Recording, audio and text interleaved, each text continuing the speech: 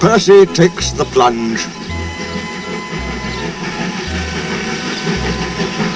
Sometimes Percy takes stone trucks to the other end of the line.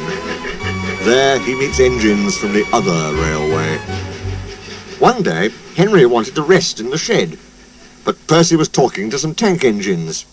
It was raining hard. Water swirled under my boiler. I couldn't see where I was going, but I struggled on. Ooh, Percy, you are brave. Well, said Percy modestly, it wasn't anything really. Water's nothing to an engine with determination. Tell us more, Percy, said the engines. What are you engines doing here? Hissed Henry. This shed is for the Fat Controller's engines. Go away, silly things, Henry snorted.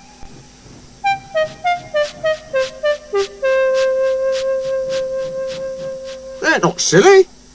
Percy had been enjoying himself. They are silly, and so are you. Water's nothing to an engine with determination. Pah!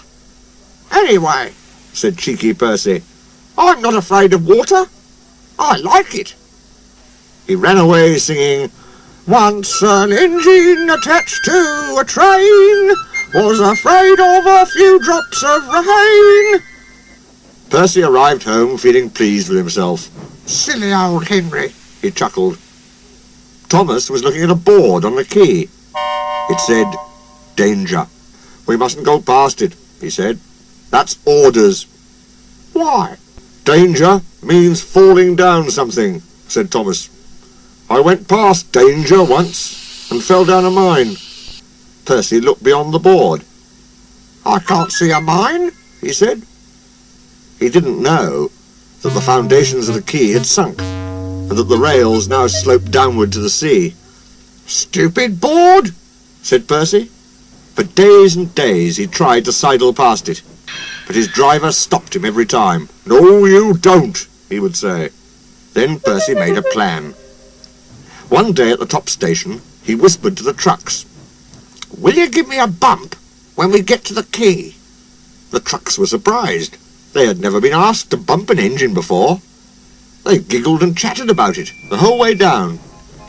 Whoa, Percy, whoa, said his driver, and Percy checked obediently at the distant signal. Driver doesn't know my plan, he chuckled. On, laughed the trucks. Percy thought they were helping. I'll pretend to stop at the station, but the trucks will push me past the board. Then I'll make them stop. I can do that whenever I like. If Percy hadn't been so conceited, he would never have been so silly. Every wise engine knows that you cannot trust trucks. They reached the station, and Percy's brakes groaned. That was the signal for the trucks. Go on, they yelled, and surged forward together. They gave Percy a fearful bump, and knocked his driver and fireman off the footplate. Ow, said Percy, sliding past the board. The day was misty, the rails were slippery, his wheels wouldn't grip. Percy was frantic.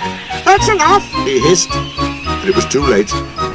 Once on the slope, he tobogganed helplessly down, crashed through the buffers, and slithered into the sea. You are a very disobedient engine. Percy knew that voice. He groaned. Please, sir, get me out, sir. I'm truly sorry, sir. No, Percy, we cannot do that till high tide. I hope it will teach you to obey orders. Yes, sir. Percy shivered miserably. He was cold. Fish were playing hide-and-seek through his wheels. The tide rose higher and higher. He was feeling his position more and more deeply every minute. It was nearly dark when they brought floating cranes, cleared away the trucks and lifted Percy out. He was too cold and stiff to move by himself, so he was sent to the works next day on Henry's goods train. Well, chuckled Henry. Did you like the water? No. I am surprised. You need more determination, Percy. Water's nothing to an engine with determination, you know. Ha ha! Perhaps you'll like it better next time. But Percy is quite determined that there won't be a next time.